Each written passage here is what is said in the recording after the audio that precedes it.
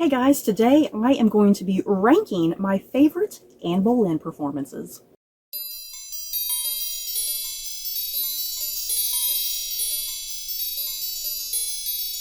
So I think that's pretty self-explanatory. I have watched a fair amount of either movies or TV shows or even documentaries that feature some sort of depiction of Anne Boleyn. So I figured, you know what the hell, I'm going to do a ranking on who my favorite Anne Boleyn is. Which may or may not be obvious. You know, if you visit my channel, it may or may not be obvious who my favorite is. So there may be no surprises. But yeah, if you're watching this video and you have no idea who Anne Boleyn was, Anne Boleyn was the second wife to King Henry VIII of England. And yeah, she is very well known being the second wife and her head being chopped off. She was accused of witchcraft and adultery and incest and treason, and yeah, it's pretty much been explained, you know, nowadays in our modern history, you know, people who have looked into Anne Boleyn, it's been widely accepted that she was totally given all these false accusations, and she was no witch. She did not commit incest. She did not commit a treason. You know, it was just all Henry VIII being angry and wanting a male heir and just wanting to dispose of a wife so he can marry someone else and get a male heir, you know. So yeah, Anne Boleyn tragically lost her head, I believe in the year 1536, I believe is the date. You guys, I think May of 1536. So yeah, all of these women that I'm about to rank, these are all some sort of performance of Anne Boleyn. Let's get to it. And I guess before I start this video, because I have a feeling I'm going to upset some people that I don't have one particular Anne Boleyn on this list, I have never seen the 1969 movie Anne of a Thousand Days. I have never seen that. And I know whenever I've watched other people kind of talk about their favorite Anne Boleyn performances, the 1969 performance always ranks very highly on people's list, if not number one. And I have never seen that movie, yeah guys, so don't get too excited if she's your favorite, because she's not on this list, okay? So I have 9 women on this list. So at number 9, Raffaella Cohen. And she comes from the 3-part 2021 documentary series, The Boleyns, A Scandalous Family. So why I'm ranking Raffaella Cohen's performance so low on this list, somebody has to go at the bottom. I did love and enjoy this particular documentary, but the thing is, this documentary really isn't all about Anne Boleyn. She's kind of more of a small part of this documentary, because once again, this is called The Boleyns, A Scandalous Family, and it's actually very heavily focused on like her father and her uncle, and quite heavily too even on her brother George Boleyn. It's very focused on kind of the rise of the family and how they used Anne Boleyn to rise, and then yeah, once she's executed, how they very rapidly fall apart and they're no longer at the top in the Tudor court. Yeah, there's nothing particularly wrong with Raffaella Cohen's performance. It's like I kind of vaguely remember it, but yeah, what I remember about this documentary is more kind of all the other people in it. And yeah, the way this documentary is done, once again, because it was done in 2021, it's kind of done in that more modern take on how documentaries have been filmed, that you kind of have some people talking about the historical know-how, you know, and then it goes to like actors performing out some of those scenes and whatnot. So it's kind of like a docu-series almost, if you will. You have some acting, but then you do have a lot of like professionals talking about the history. At number 8, Alice Noakes, and she was in season 2 of The Spanish Princess, which aired in 2020. Again, Alice Noakes is pretty far down on this list. She was only in kind of a few episodes of season 2 of The Spanish Princess, and I just don't really remember her doing much of anything, because I feel like a lot of times, because it was focused on the point of view of Catherine of Aragon, played by Charlotte Hope. It was mostly focused on Catherine of Aragon's point of view entirely, and a lot of times Catherine would be kind of seeing things off in the distance, and she would see like Henry flirting with somebody. So yeah, there would be Anne Boleyn, and Henry's over there flirting with Anne Boleyn, you know. So there wasn't really much that Alice Noakes actually did with this role. She was mostly kind of there as like, almost like a stand-in more than anything, you know, just for someone to be there to represent Anne Boleyn, for Catherine to be hurt and upset and jealous over, you know. So yeah, Alice Nooks, number 8. At number 7, Emma Connell. And this comes from the 2018 two-part documentary series, Henry and Anne, the Lovers Who Changed the World. And like with the Boleyns, A Scandalous Family, this is a documentary, and it was done in that more modern style, you know, with like professionals talking about stuff, and then having actors perform things and, you know, feeling like you're kind of watching a movie or a TV show in the process. And I really was impressed with Emma Connell's performance in this. She just really stood out. She felt and just very believable, like she was Anne Boleyn. I liked her look. She looked kind of like those portraits that you see, you know. And yet, considering that this was a documentary series, she honestly really stood out. In her acting, because a lot of times these documentary series, the acting is not so good, but I found her performance to be really captivating and compelling. And yeah, that's why she makes it fairly high on this list in some ways. At number 6 is Jodie Turner-Smith, who comes from the 2021 TV series Anne Boleyn. Boy, oh boy, poor Jodie Turner-Smith. The controversy surrounding this one. You can tell from the image, obviously, what the controversy is. I'm not really going to get into it, but you can imagine what the controversy was, obviously. Jodie Turner-Smith, the reason she's not ranking up any higher than this, I was honestly very bored with this TV series. I was pretty bored, you guys. I didn't find it that thrilling or exciting, and I felt like it was just covering the exact same beats and concepts. It was trying to do something new and unique, but it just wasn't working for me entirely. But yeah, that being said, Jodie Turner-Smith's performance, I did like her performance for the most part. Her version of Anne, because they're playing, what this miniseries was mostly focused on was kind of those final days of Anne Boleyn. So what Jodie Turner-Smith is doing with this performance is, you know, showing a very kind of weak and vulnerable Anne Boleyn, kind of stuck and trapped with no escape, and just kind of having to accept these horrible accusations that are being placed against her, and there's nothing she can do about it, you know. And yeah, there's Jodie Turner-Smith's performances. There's definitely this wonderful nuance of just complete and utter despair and sadness, you know, which I think she pulled off so wonderfully.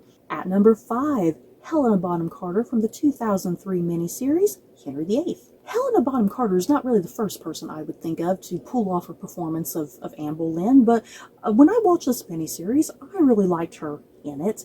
Her version of Anne is definitely kind of one of the more interesting, kind of different versions, because a lot of times, a lot of actresses, they have a lot of just, they showcase a lot of the different nuances with Anne Boleyn, and I do feel like Helena Bonham Carter's performance was almost kind of one note, but not in a bad way, you know. She played Anne, kind of one side of Anne, you know, the woman who really genuinely fell in love with Henry VIII, and there's not really any sort of ambition there, you know. She really did love him, you know. So that's kind of how she's playing it in that adaptation, how I'm recalling how that one went, because I just remember her being madly in love with Henry VIII, and it being genuine and it being real, and yet her complete devastation when it all falls apart, you know. So yeah, Helena Bonham Carter's performance is definitely, I think, one of the more different takes on Anne to some degree. At number 4, Jodie May from the 2003 movie adaptation of The Other Boleyn Girl. I just recently watched the 2003 adaptation of The Other Boleyn Girl, and I even did a whole review talking about that adaptation and kind of how bad it was, you guys. But the one redeeming quality, I think, about the 2003 movie is Jodie May's performance. Again, her own unique take and spin on Anne Boleyn. I feel like Jodie May, the way she interprets Anne Boleyn, especially kind of in the front half versus the second half, you know, in the front half, her version of Anne, there's something kind of calm and really quiet about her version of Anne, and almost really demure, I found.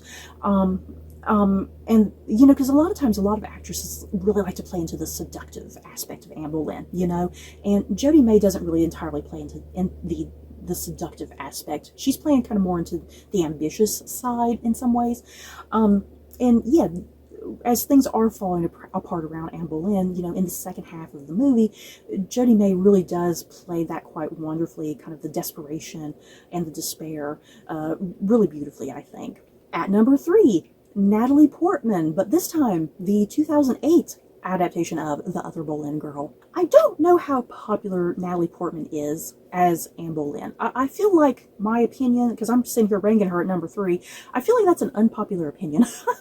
But I've said this before, I love the book by Philippa Gregory, and this 2008 adaptation is kind of a guilty pleasure for me, and yet Natalie Portman's performance is kind of a guilty pleasure for me, because I think in some ways her performance is pretty good, but then there's also other aspects of it, because she's not British, you guys, and so she's really struggling with that British accent, I feel like. So there's kind of that kind of throws you out of it. But I really like Natalie Portman's performance in this particular adaptation of The Other Boleyn Girl.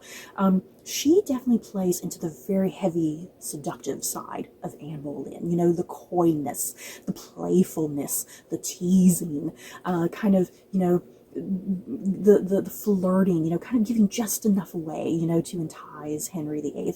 So yeah, that's primarily what Natalie Portman is doing with her performance. Yeah, she's a young woman, she's having fun, and she's ambitious, and she's trying to get back against the people who hurt her, you know, and what better way to do that than marry the King of England and become his second wife and produce the much needed male heir, you know, kind of the arrogance that you need to have to do that, and I think Natalie Portman pulls that off quite wonderfully in this movie. And yeah, you get to that end, and it's just completely upsetting and disturbing, you know, this conclusion to the character of Anne Boleyn, and she rose so high to just fall so incredibly low and get beheaded, you know. And yeah, that final sequence between like Anne Boleyn and her sister Mary, played by Scarlett Johansson, just such a compelling conclusion there, their performance together as sisters, you know. And then yeah, Anne Boleyn's execution, my god, so good. At number 2, Claire Foy from season 1 of 2015's Wolf Hall. I can't believe I'm putting Claire Foy at number 2, you guys, because when I was initially making this list, I thought I would have Claire Foy pretty low, because I remember watching this miniseries, season 1 technically of Wolf Hall. I remember watching this back in 2015, and I did not like Claire Foy's performance at all. I hated it with a passion, okay? And the thing is, I just don't know what has happened in that 10-year span of time, but I had a rewatch of it recently. At the tail end of 2024, I had a rewatch because the second season of Wolf Hall was premiering here in 2025, so I wanted to have a rewatch of season 1 just to kind of refresh my memory. And I found myself really enjoying Claire Foy's performance way more. And I feel like I need to attribute that to how much I love her performance as Elizabeth II in the first 2 seasons of The Crown. I think I just have a greater appreciation for her as an actress now that I didn't have back in 2015, strangely enough. Maybe I just needed that decade to reestablish some things. I don't know. But yeah, I used to always classify Claire Foy's performance just at the back, that I hated her performance, I didn't like it, I didn't understand it. But now that I had a rewatch, and plus just kind of being more familiar with Claire Foy's work now, plus having read Hilary Mantel's Wolf Hall trilogy of books, I just feel like I have a greater appreciation now for Claire Foy as Anne Boleyn, and I think it does just make a lot more sense to me now, kind of how she's going about her version of Anne and whatnot. Yeah, this is probably one of the most ambitious versions of Anne Boleyn, you know, and there's something really cold and calculating. I think that's what I initially didn't like when I first saw her performance, how cold it was, how calculating it was. That just wasn't registering with me, and I didn't like it. But now, I love it, you know, I just really love that aspect of it. Yeah, the coldness, the calculating, the manipulating, and yeah, her relationship with, like, Thomas Cromwell especially, you know, it's like they're rivals. There's kind of this love-hate relationship between them. It's like they kind of got to work together even though they don't really want to, you know. So it's like I feel like I just understand that dynamic a lot better, and I understand what Claire Foy was going for, I guess, a lot better. So yeah, surprisingly enough, even to myself, Claire Foy ranks at number 2. And at number 1, if you've not guessed it already, is Natalie Dormer from the first 2 seasons of The Tudors, 2007 and 2008. I think Natalie Dormer's performance just really takes all these different aspects of Anne Boleyn that you know, and she just meshes them so wonderfully together. Because sometimes it's not even the writing necessarily doing that work, it's Natalie Dormer doing that work, you know? Natalie Dormer just really truly understanding the core of Anne Boleyn, I think. I think Natalie Dormer, she just pulls off every aspect. She pulls off the seductive side of Anne Boleyn. She pulls off the ambitious side. She pulls off the calculating side. She pulls off the motherly side. She pulls off the womanly side. There's just so much that Natalie Dormer does with this performance. And yeah, by the time you get to, you know, those last couple episodes, you are in tears. You guys, you're just in absolute tears that it's come to this. And you really believe it. You know, you feel for this woman. You feel for everything that she's done, that she tried to do, that she still wanted to do. You feel for her being taken away from little Elizabeth, you know. And I think for another thing, what The Tudors does really nicely with Anne Boleyn in the show, because I think a lot of things during this time period, they kind of steer clear away from the Protestant aspect of Anne Boleyn. You know, how devout of a Protestant she was, and what a big deal that was, and her trying to change the mind of Henry VIII, which she does, you know, and yeah, lead into the Reformation and all of that. The relationship between Anne and Henry does, in fact, change the very nature of Britain. So yeah, I like that the Tudors really showcase that, how devout of a Protestant Anne was, and that it's not like this actor performance, you know, it's genuine. And yeah, Natalie Dormer, again, she pulls that off. So there's so many aspects of Natalie Dormer's performance that I just give such incredible high praise to. It's so easily watchable, her performance, and just the chemistry she has with Jonathan Rhys-Meyers, you guys. So yeah, that's why she ranks so highly on my list. Just everything she was able to accomplish with that role in 2 seasons, and the absolute devastation and emotion you're able to feel when you get to that execution. So you guys, that is it for my ranking of all of the Anne Boleyns that I've seen in my lifetime, and I'm sure there are many more to come. So in the comments below, you guys, how would you rank your favorite Anne Boleyn performance? How many of these on this list have you seen? Who are your favorites? Who are not your favorites? Just let me know.